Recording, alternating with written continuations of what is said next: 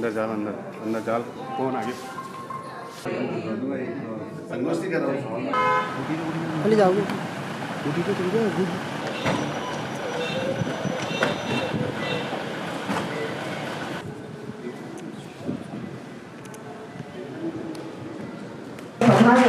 श्रीमान वासुदेव विधानसभा मान्यराज्य विधानसभा मैं हार्दिक स्वागत हार्दिक अभिनंदन करती हूँ। माननीय राज्यपाल कुलाधिपति महोदय श्री हरिभाऊ बागड़े साहब आपका हार्दिक सिंधु अध्ययन शोध पीठ के समन्वय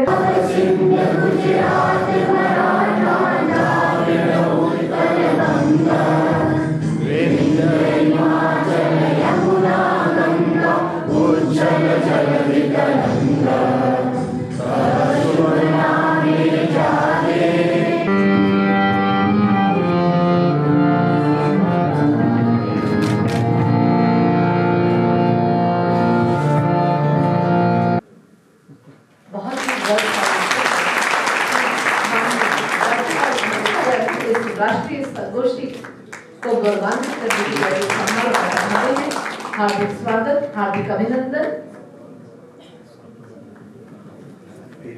इसी क्रम में मैं एक बार पुनः हमारे माननीय कुलगुरु महोदय से निवेदन करती हूँ, माननीय विधानसभा अध्यक्ष महोदय श्रीमान वासुदेव देव निवेदन करती हूँ। इसी बीच में कपड़ा और आप भेंट करेंगे। आप सभी से निवेदन करती हूँ, अब विलंबित समय बहुत कम है हमारे पास में।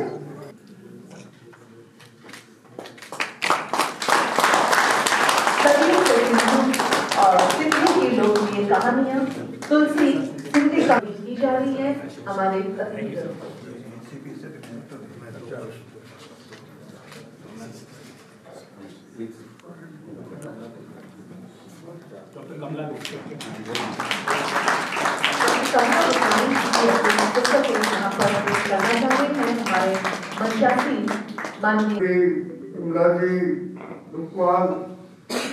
सभी अभिभावक, सिंधी मीडिया बंधु, छायाचित्रकार, सिंधी समाज के भाई और बहनों, ये राष्ट्रीय सिंधी भाषा और सिंधी संस्कृति के बारे में मैं कुछ ज्यादा बोलना ये तो अपेक्षित नहीं होगा, क्योंकि मैं ज्यादा बोल रहा तो सूर्य को एक पंक्ति का दिया दिखाना तरीका होगा। और आप सभी जानते हैं, सिंधी भाषा जानते हैं, संस्कृति जानते हैं। मुझे एक किताब मिला था, अभी कहीं मिला मालूम नहीं, वो हरेश तलरा जी ने दी था, तलरेजा।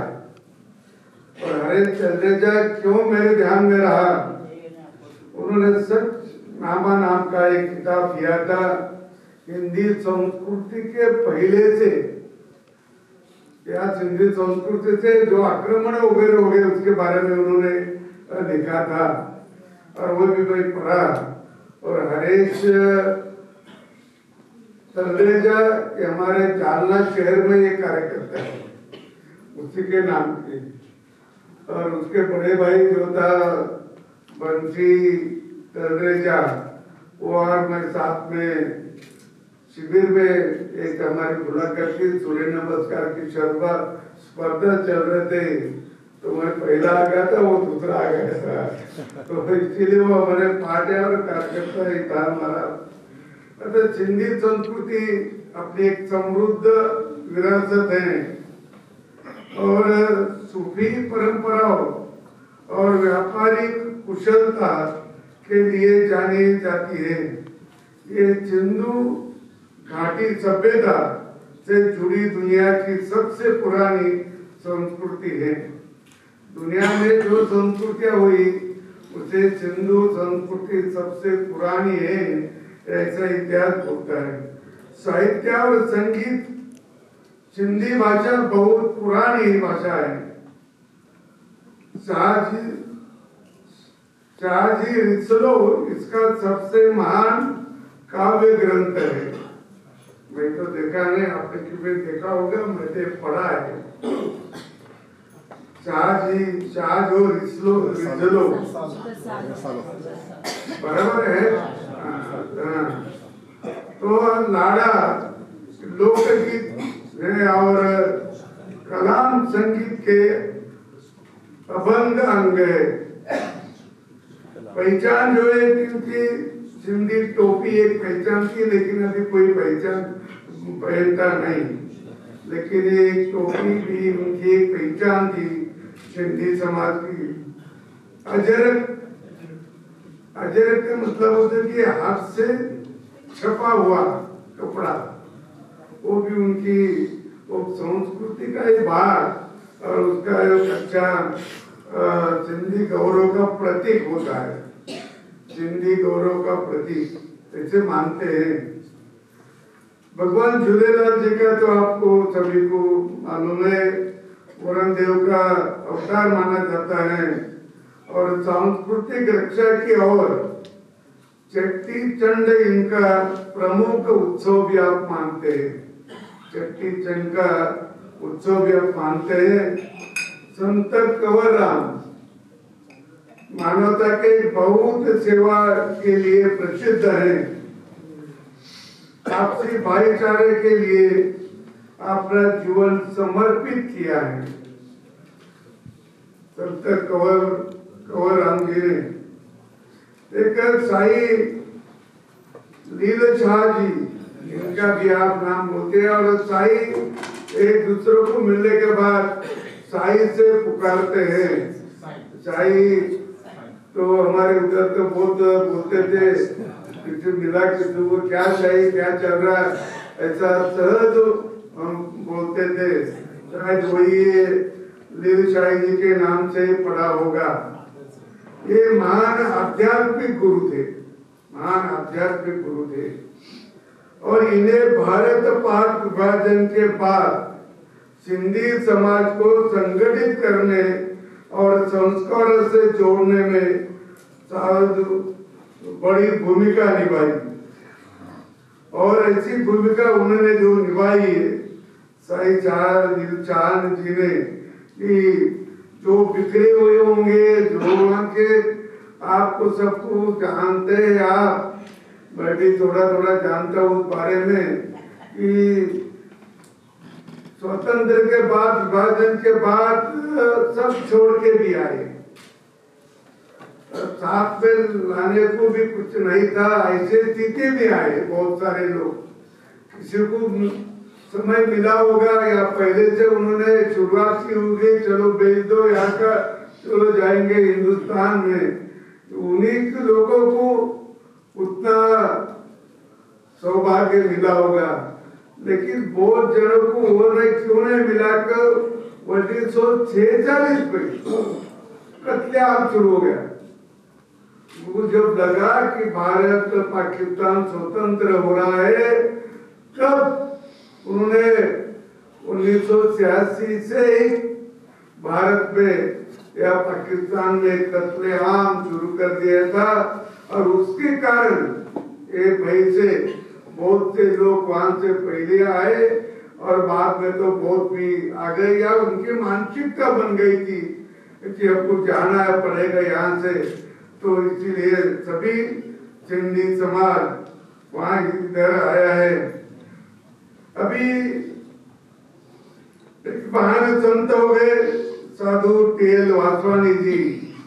ये वासवानी का नाम भी आपको मालूम है, लेकिन मैं जब पुणे में जाता हूँ, हमारे सर्किट हाउस को जाता हूँ, तो उनका ध्याचू मुझे हर बार दिखता है। हर बार उनका ध्याचू, हम वो सर्किट हाउस चले गए पुणे में जाने के बाद, तो वो ध्याचू वो रास्ते पे है। और एक महान शिक्षाविद, दार्शनिक और परोपकारी थे। उन्होंने पुणे में साधु वासवानी मिशन की स्थापना की और महिलाओं के शिक्षा के लिए, महिला की शिक्षा के लिए मीरा आंदोलन चलाया। मीरा के नाम से, मीरा तो राजस्थान के आपको मालूम है, तो मेरा आंदोलन चलाया और 25 नवंबर उनका जन्मदिन है। 25 नवंबर उनका जन्मदिन है और उनके सम्मान के लिए अंतर्राष्ट्रीय मास्क रहित दिवस के रूप में मनाया जाता है। मास्क रहित दिवस कौन, मैं तो भी ये पहली बार पढ़ा है, लेकिन वो तो व्यवहार में कोई दिखता नहीं, लेकिन ऐसी अपने संस्कृति है, सिंधी संस्कृति, पुरानी संस्कृति है। कोटा विश्वविद्यालय कोटा द्वारा आयोजित एक दिवसीय इस राष्ट्रीय संगोष्ठी में आप सभी के साथ यहाँ उपस्थित होकर मुझे अत्यंत प्रसन्नता की अनुभूति हो रही है। ये बहुत सुखद है कि आज के संगोष्ठी सिंधी संस्कृति एवं अध्ययन परंपरा विषय पर आयोजित की जा रही है। सिंधी भाषा नहीं बल्कि हमारे देश की संस्कृति है। सिंधी से ही हिंद शब्द आया है। हिंदी से ही ये शब्द आया है कि आप देखते तो सहस का स का ही होता है। हम जैसे सप्ताह बोलते हैं और कोई मराठी में उधर हफ्ता बोलते हैं, और तो सप्ताह 7 दिन का होता है, हफ्ता भी 7 दिन का होता है। तो सप्ताह से हफ्ता या हफ्ता से सप्ताह, ऐसा दोनों ही एक इसके लिए यूज किया जाता है, शब्द प्रयोग है। तो इसीलिए वो स से ही हिंद आया है और हिंद से शायद हिंदू भी हुआ होगा, मुझे उसका ध्यान नहीं, लेकिन आधुनिक भारतीय भाषा में सिंधी बोली के रूप में संस्कृत से सर्वाधिक निकट है। संस्कृत और सिंधी भाषा में 60-70% इतने शब्द संस्कृत में भी है और सिंधी भाषा में भी है। हिंदी भाषा का और संस्कृत भाषा का इतना नजदीक का रिश्ता भी है, आप उनसे जानते होंगे। तो एक आपने अच्छी एक सुखद बात है कि हमारे इसमें संस्कृत तो बहुत पुरानी भाषा है, तो स्टेशन पूर्व से भी चली आ रही वो भाषा, और वही भाषा संस्कृत पे, और हमारे देश में जितनी कुछ भाषा है उसमें संस्कृत भाषा के शब्द आते ही, इसमें कम होता है, किसमें ज्यादा होंगे, लेकिन संस्कृत भाषा के शब्द, केवल संस्कृत भाषा ये सभी भाषाओं की जननी है, ऐसा भी बोलते हैं। और ये भी आपको मालूम हुआ करके, इसमें सिंधी भाषा में 70% संस्कृत शब्द आते हैं। मैं ये मानता हूँ कि भारत विश्व भर के इसीलिए श्रेष्ठ है, यहाँ भाषाओं की विविधता संस्कृति के सुगंध समाई है। एक भारत श्रेष्ठ भारत, इसीलिए कि हम भाषाओं के विविधता में एकता का डोर से बंधे हुए हैं।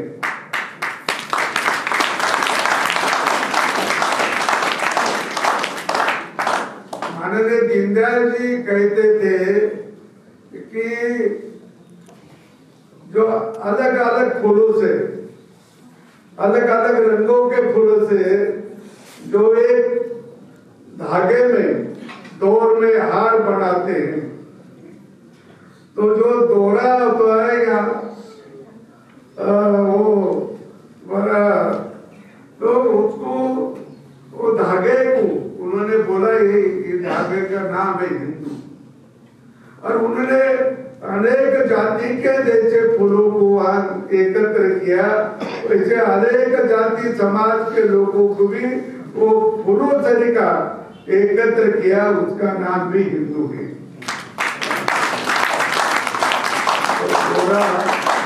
होता है, वो धागा होता है, धागे को उन्होंने उपमा दी थी, वो भी हमें याद है। इस सभ्यता की स्थापना सिंधु सभ्यता विश्व की प्राचीनतम सभ्यता रही है। हड़प्पा नाम स्थान पर पहली बार ये संस्कृति खोजी गई। शायद सिंध प्रदेश पे ये सब हड़प्पा हो गई थी, तो इसीलिए इसे हड़प्पा सभ्यता भी कहा जाता है।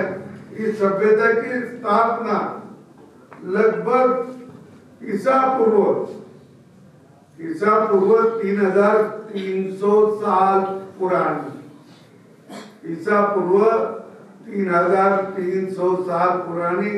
इसका मतलब कि अपन जो अभी 2025 चल रहा है, 26 चल रहा है, इसके भी दुगने से भी ज्यादा साल पहले की भाषा मानी जाती है।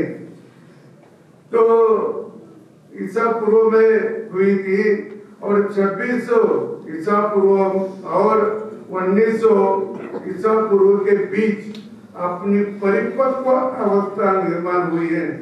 ये बहुत महत्वपूर्ण है कि भौगोलिक रूप से ये सभ्यता पंजाब, सिंध, बलूचिस्तान, राजस्थान, गुजरात और पश्चिमी उत्तर प्रदेश तक चली, वहां से इधर आ गए। जैसा आपने कहा है कि बलूचिस्तान तो अभी पाकिस्तान में है और उसपे तो बहुत सारे लोग भी कन्वर्टेड हुए हैं जब, लेकिन पानीपत का जो युद्ध हुआ था और पानीपत का युद्ध से वो 30,000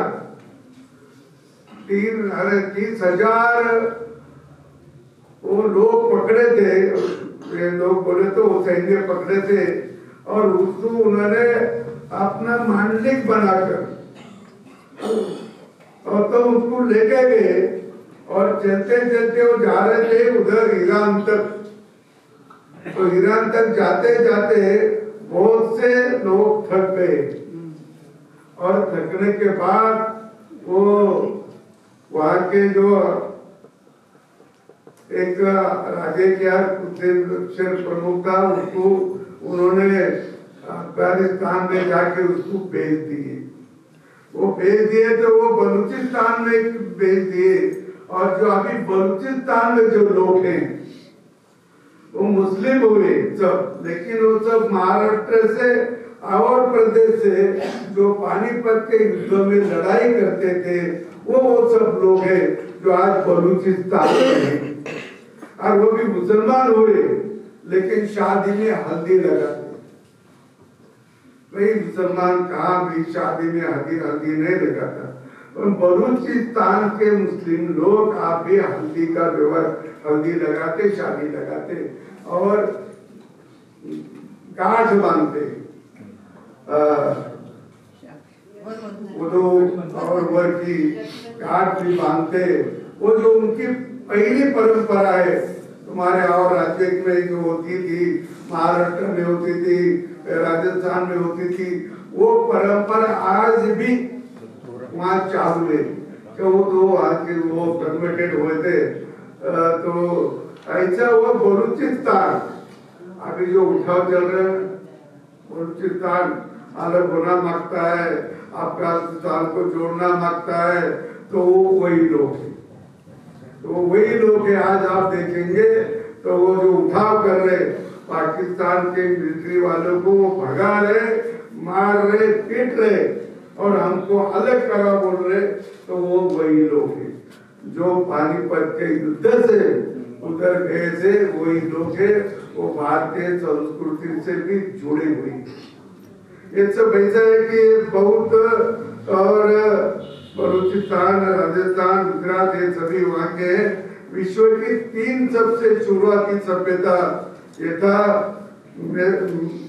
मेसोपोटामिया और मिस्र से सिंधु सभ्यता व्यापक थी।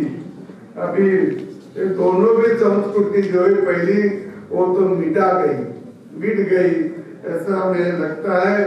और सिंधु घाटी के शहर इतने परिष्कृत थे कि उन्नति का स्तर प्रदर्शित करते हैं, वो अन्य समकालीन सभ्यताओं से नहीं मिलते, इतनी पुरानी उनकी सभ्यता थी। अभी देवनाथ जी ने बोला है कि सिंधी समाज में कोई भीख मांगता नहीं, सही है। हम भी बोलते हैं तो गरीब रहा तो उसको मदद करते, उसको व्यापार करने के लिए मदद करते, व्यवसाय करने के लिए छोटी मोटी मदद करते, और नहीं तो किसी के दुकान पे उसको नौकरी भी देते, काम करवाया तो भूखा भीख मत मांगो। तो मेरे ख्याल से ऐसे बहुत कम समाज हो गए कि जो कभी भीख नहीं मांगते, कभी भीख नहीं मांगते, बहुत कम समाज हो गए। बाकी सभी समाज में कोई न कोई महिला हो पुरुष हो भीख मांगने, लेकिन ये कब से शुरू हुआ भीख मांगना हमारे देश में, हमारे कब से शुरू हो गया? तो यहाँ जो एक लॉर्ड थॉमस मैकालो जो भारत में गवर्नर था, और वो मैकालो जो अपनी शिक्षा पद्धति बदली है, वो मैकालो ने 2 फरवरी 1835 में एक भाषण किया इंग्लैंड में, और वो बोला कि मैं हिंदुस्तान में सभी और घुमा, सभी और घुमा, मुझे कहीं चोर मिला नहीं, कहीं भीख मांगने वाला भी मिला नहीं। तो 1835 तक तो अपनी स्थिति थी, लेकिन अंग्रेजों ने भारत के लोगों को गुलाम बनाने के लिए उन्होंने कहा कि भारत के लोगों को अपन ज्यादा दिन गुलाम नहीं बना सकते, नहीं बना सकते। क्यों? उनके पास नैतिकता बहुत है, उनके पास ईमानदारी है, उनके पास एक दूसरे को मदद करने की इच्छा शक्ति है, इसीलिए वो गुलाम नहीं बनेंगे। नैतिकता बहुत है, अभिमान बहुत है, उनकी संस्कृति वैसी है। तो इनको गुलाम बनाना है तो इनको भूखे मरना देना चाहिए, और भूखे मारना है तो उनकी शिक्षा पद्धति बदलना पड़ेगी, उनका खान पान या उनका पास जो पैसा आता है उस पर भी कंट्रोल करना पड़ेगा। फिर क्या किया उन्होंने? हमारी शिक्षा पद्धति तो बदल दी, हमारे जो गुरुकुल थे वहां बच्चे पढ़ते थे वो बदल दिए, वो बंद करवा दिए। हमारा जो घरेलू उद्योग था कि जो घरेलू उद्योग से हम हमारा पैसा लाते थे और उसमें व्यवहार करते थे, जो हाथ से बनाते थे ऐसे बहुत वस्तुओं, कपड़ा भी हाथ से बनाते थे, तो ऐसे घरेलू उद्योग बंद कर दिए, उद्योग बंद हो गए। खेती में सभी के पास खेती भी नहीं थी, तो वो कहाँ से अनाज लाएगा, कहाँ से वो अपनी उपजीविका करेगा? तो ऐसे में यहाँ से रॉ मटेरियल लेके जाना, अतः कपास जो बोलते ना अपन कपड़े, तो ये कपास की खेती पहले कहाँ हो गई? तो सिंध के भाग में हुई। कपास की खेती भी सिंध प्रांत में पहली बार हो गई। और अंग्रेज जब हमारे देश में आए शुरू में, तो उनको ये मालूम नहीं था कि एक कपड़ा बनाने का कपास है, तो बोले कि भारत के लोग बहुत अजब है, वो लोकर निकालते, पेड़ से लोकर निकालते, वो कपास के झाड़ को पेड़ बोलते थे, वो छोटा रहता उसको पेड़ से कपास के लोकर निकालते, उसके कपड़े बनाते। जब तक ब्रिटेन के लोग केवल भेड़े के लोकर से ही कपड़ा बनाते थे, उनके पास कपास का कपड़ा नहीं था। बाद में अपने यहाँ से कपास लेके गए और उधर सब किया, और कपड़ा कब इधर लाया और तुमको बेचा। कपास लेके जाना, कपड़ा तैयार करना और तुमको बेचना, तो पैसे तुम्हारे खत्म हो जाते थे, भूखे मरते थे। तो इसका एक उदाहरण दिया और महात्मा गांधी ने एक भाषण किया, उसकी तारीख है 23 मार्च 1922। अहमदाबाद में भाषण किया महात्मा गांधी ने और उन्होंने कोर्ट के सामने भाषण किया। उन्होंने कहा कि हमारे देश को अंग्रेजों ने बहुत लूटा, हमारे पास कुछ रखा नहीं, हमारे लोगों उद्योग बंद किए, हमारे घर के उद्योग बंद किए, हमारी व्यवस्था हमारी यहाँ बंद की और हमारे यहाँ अब हम भूखे मर रहे, हमारे पास कोई रहा नहीं, अकाल पड़ा तो हम जिंदे नहीं रहेंगे। ऐसी भाषण हमारे महात्मा गांधी जी ने किया। इसका दोनों भाषण का अंतर है 90 साल तक, 1835 और 1922। तो इतने दिन आप भूखे कंगाल हो गए। जो लॉर्ड मैकाले बोलता था कि भारत में बहुत समृद्धि है, वो भीख नहीं मांगते और वो चोरी भी नहीं करते। तो ये परिस्थिति क्यों निर्माण हो गई और ये भारत के सभी लोगों के लिए निर्माण हुई। हम जब स्वतंत्र हुए तब जो हमारी फालनी हुई तो बहुत लोग इधर जो आ गए और वहाँ इतनी कत्तल हो गई। 10 लाख लोगों की कत्ल की वो फालनी के समय। याद होगा किताब में, बहुत किताबें उस पे छपी, लेकिन यहाँ जो सिंधी समाज आया उनको उनके बोले व्यवस्था की, इधर का व्यवस्था करना उनका काम ही था। हमारे बंटवारे के इसमें उसका उल्लेख भी था कि जो लोग उधर जाएंगे उसको नौकरी दो, उनको व्यापार को पैसा दो, उनकी व्यवस्था करो, जमीन दो, ये सब करना पड़ता था अपनी घर के सरकार को, जो उसमें लिखा ही था, इसमें लिखा था। तो ऐसे स्थिति में जो लोग आए यहाँ और अपना, मैं हमारे यहाँ भी मेरे दोस्त थे चानुमल चोटलानी वगैरह वगैरह सब उधर बहुत से लोग वहाँ आए। तो वो कोर्ट को शुरू में आए तो होलसेल से कपड़ा लेंगे, देहातों में जाएंगे, वो पीठ पे कपड़े का बोझा लेकर जाएंगे और देहातों में बेचेंगे और बेचते बेचते उनको थोड़ा पैसा मिला तो उसके जीवन चलाए। ऐसी स्थिति में आए और ऐसी स्थिति में आगे वो अच्छे हो गए, अच्छे भी चल रहे। मैंने आप इस सिंधु घाटी के प्रांत के वहाँ साक्षरता की पुष्टि भी मिलती है और सिंधी संस्कृति और भाषा के अध्ययन के लिए शोध परियोजनाओं पर कार्य करते विश्वविद्यालय भविष्य की दिशा तय करेगा, ऐसा विश्वास है।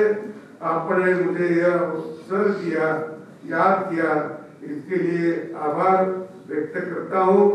और देवदानी से उन्होंने मुझे यहाँ आने का आग्रह किया, इसलिए उनके भी आभार, सभी के आभार व्यक्त करता हूँ।